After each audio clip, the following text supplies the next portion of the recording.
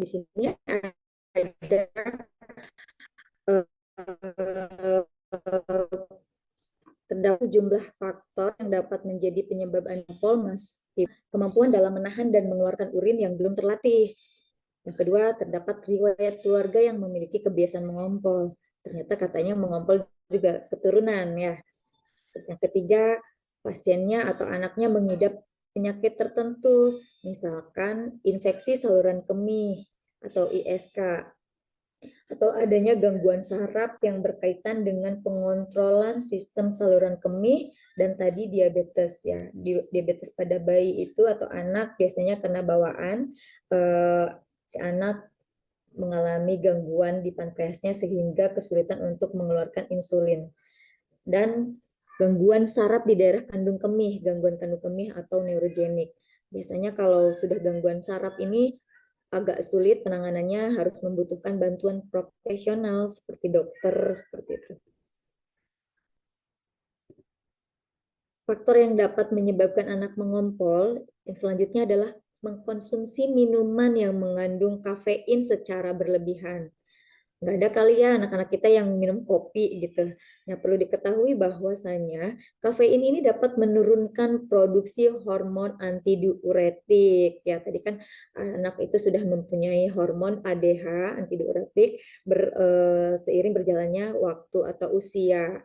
Nah, ketika ada anak-anak mungkin sebagian ya yang hobinya ngopi malam hari, ternyata kafein ini dapat menurunkan produksi hormon antidiuretik yang harusnya bekerja sebagai penghambat produksi urin.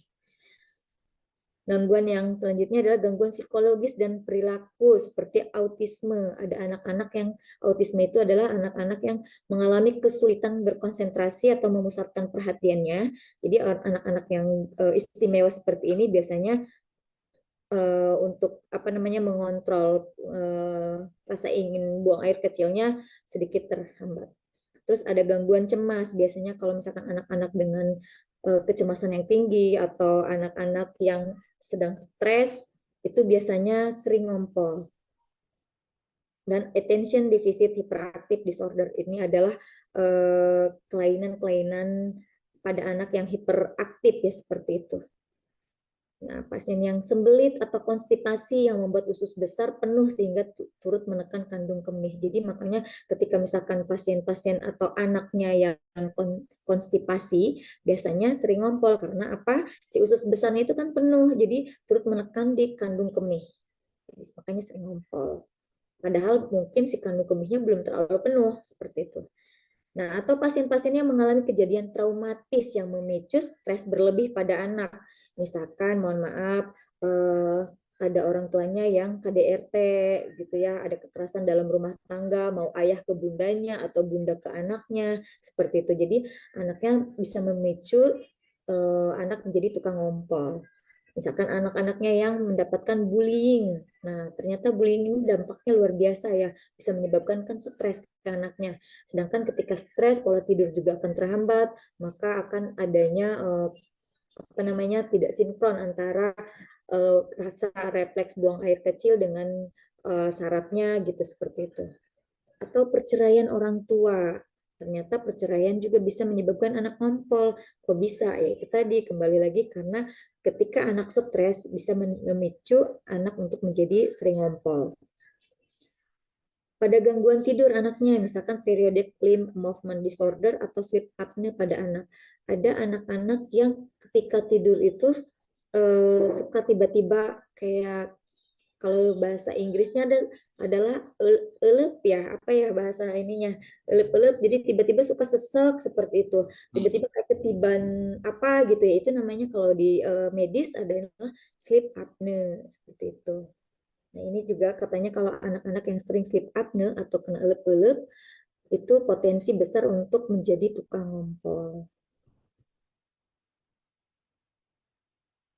Nah, cara menghilangkan kebiasaan mengompol yang pertama adalah melakukan bladder training. Bladder training ini adalah salah satu cara untuk mengatasi anak mengompol yang dilakukan dengan melatih si anak untuk menahan buang air kecil. Setelah itu, arahkan anak untuk buang air kecil secara teratur setiap 2 jam sekali. Ini untuk anak-anak yang di luar apa namanya, nggak ngedot ya. Kalau anaknya masih ngedot, itu dianjurkan untuk bukan 2 jam, tapi per 30 menit. Anak ajak untuk ditahan dulu, misalkan nanti setelah 30 menit kita ajak untuk ke kamar mandi, seperti itu. Kalau yang sudah tidak dot ya, kalau masih ngedot per 30 menit anjuran seperti itu. Selain itu, cara ini juga dapat dioptimalkan dengan membiasakan anak untuk tidak menggunakan popok setelah berusia bukan 8 tahun, izin ini 2 tahun, salah ngetik. Dengan begitu, anak akan terdorong untuk buang air kecil di toilet.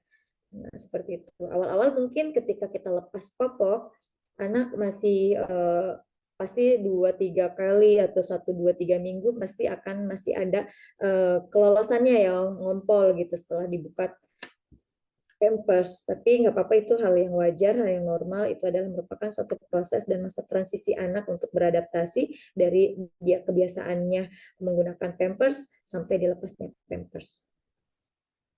Teknik yang kedua, mengajak anak untuk berkemih sebelum tidur. Nah, jadi cara mengatasi anak ngompol berikutnya adalah dengan mengajak si kecil untuk berkemih sebelum tidur malam. Selain itu, pastikan bahwa letak kamar tidak letak kamar tidur tidak terlalu jauh dengan toilet agar memudahkan berkemih saat ingin buang air kecil. Ya, jangan misalkan kamarnya di mana baru nyampe 30 meter ke kamar mandi. Itu akan sangat menyulitkan si kecil.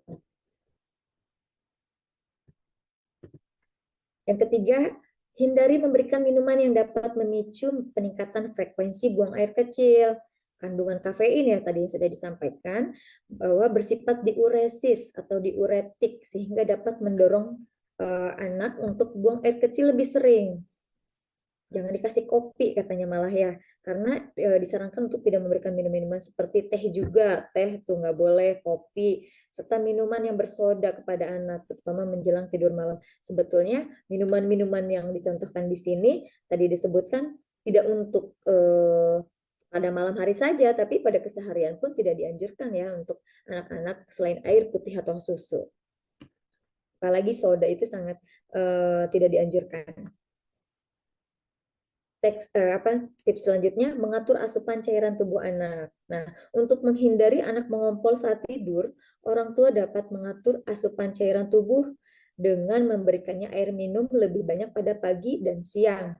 Lalu batasi asupan cairan tubuh pada saat 1-2 jam sebelum tidur malam, karena hal ini dapat membantu mengurangi aktivitas kandung kemih yang bisa menyebabkan anak mengompol saat tidur. Kurangi minum air putihnya. Kalau misalkan anaknya masih ngedot, nah ini yang agak sulit gitu ketika kita ingin mengontrol anak untuk mengajari anak untuk tidak ngompol. Karena kalau dot itu ketika jam berapapun kan ketika anak minta susu kita pasti bikinin gitu. Nah itu yang sulit untuk mengontrol apa namanya proses berkemih anak. Tips yang selanjutnya adalah memberikan apresiasi pada anak saat tidak ngompol. Nah, ini penting sekali ya Bapak Ibu ya Bunda, dukungan dan motivasi dari orang tua yang memiliki peran penting dalam mengatasi anak mengompol. Jadi jangan lelah untuk mengajari dan memberikan apresiasi saat si kecil berhasil tidak mengompol. Misalkan anaknya malam pertama diajari untuk pipis dulu, setelah itu berhasil kita berikan apresiasi dengan pujian, dengan pelukan, dengan ciuman, atau berikan hadiah kecil, misalkan belikan sesuatu atau barang atau makanan kesukaan si anak, seperti itu. Berikan apresiasi, dengan begitu anak merasa dihargai, upayanya berhasil, seperti itu. Ini ternyata penting sekali apresiasi di mana anak akan merasa lebih dicintai, dihargai, bahwa keberadaannya itu sudah dianggap seperti itu.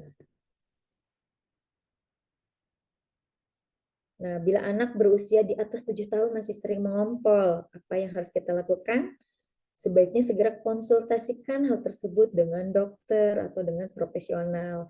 Karena normalnya itu anak mengompol di bawah 5 tahun. Jadi di atas 5 tahun masih ngompol, berarti ini ada sesuatu yang harus ditangani dengan serius gitu. Jadi harus kita butuh pertolongan profesional maupun dokter umum, dokter anak atau psikolog. Siapa tahu karena memang mungkin masalahnya bukan hanya di fisik anak, tapi malah mungkin yang menjadi masalah anak sering ngompol itu dari psikisnya. Tadi mungkin anaknya korban bully atau korban KDRT atau karena korban perceraian orang tuanya seperti itu. Jadi kita sebagai orang tua harus banyak pendekatan dengan anak. Kebutuhan anak ini seperti apa? Apakah memang membutuhkan profesional ke dokter atau malah ke psikolog seperti itu. Thank you, katanya seperti itu sudah